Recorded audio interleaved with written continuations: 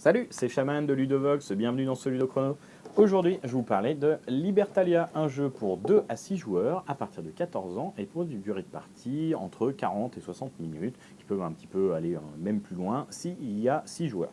Alors, dans Libertalia, nous jouons un équipage de pirates. Donc notre objectif est de récupérer un maximum de butin pendant 3 manches de partage de butin.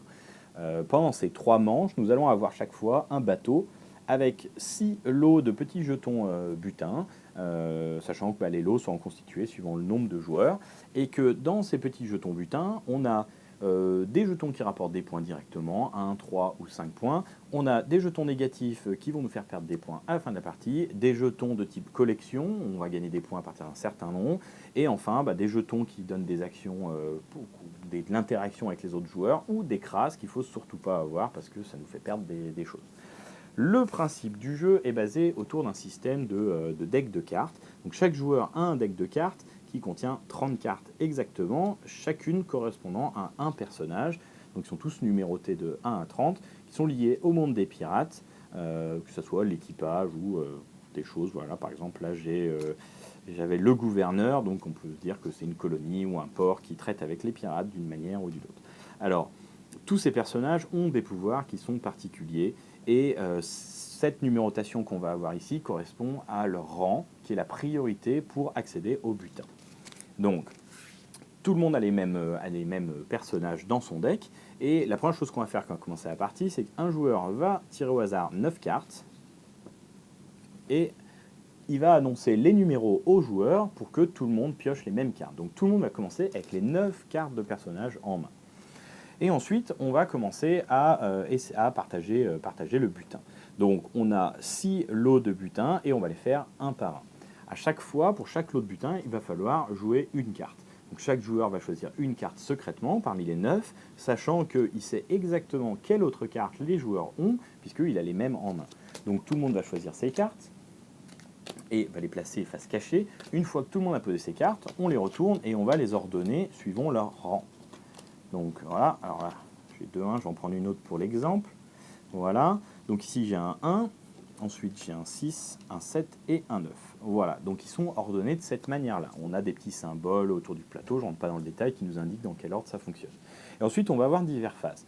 Le lever du soleil, on va commencer par activer toutes les cartes qui ont des effets soleil. Donc ici, on voit qu'il y a des effets soleil sur 3 de ces cartes-là. Ça veut dire que on va activer leur pouvoir, et là c'est dans l'ordre du plus bas rang au plus haut.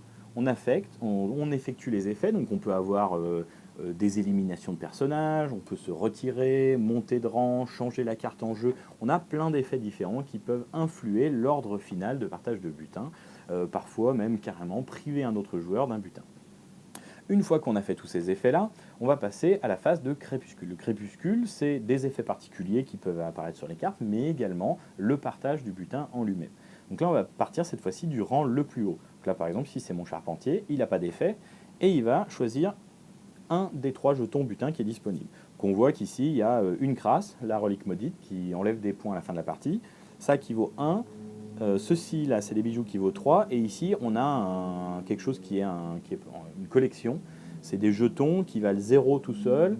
Il va falloir au moins en avoir 3 pour faire des points, mais là ça fait beaucoup de points. Donc il va prendre un jeton. C'était le rouge, c'était moi, donc je vais miser sur les points. Il reprend sa carte et la place ici, donc dans son repère. Le deuxième joueur va prendre les bijoux, le vert, pareil, il met son personnage dans son repère, et ainsi de suite. Donc lui il va probablement prendre le dernier effet positif, et celui-là va se prendre un effet négatif. Voilà.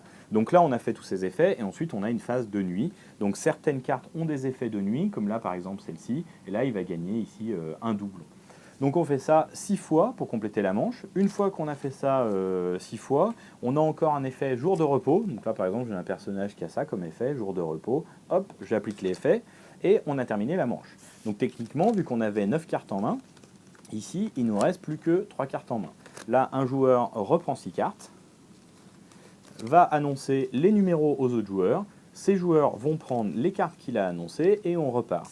Donc là, on va refaire la même manche, si ce n'est que voilà, on a 6 cartes, on sait qu'elles sont identiques pour les autres joueurs, mais 3 cartes qui nous restent de la manche précédente. Et c'est là qu'est tout le sel du jeu, puisqu'en fait, tout n'est qu'une question de timing. Il va falloir essayer de deviner à quel moment les joueurs vont essayer de jouer leurs cartes, Il y a des cartes qu'il faut jouer tôt dans la partie, d'autres un peu plus tard, en milieu de manche ou en dernière manche. Et il va falloir essayer de voir qu'est-ce qu'on garde pour plus tard, qu'est-ce qui nous est pas utile tout de suite. Voilà. En gros, on est dans du bluff et de la déduction pour essayer de tirer le meilleur des cartes, sachant qu'à chaque fois, on part à peu près à armes égales et que progressivement, il va falloir essayer de faire pencher la balance en sa faveur. Voilà, vous savez tout sur Libertalia, et maintenant, à vous de jouer.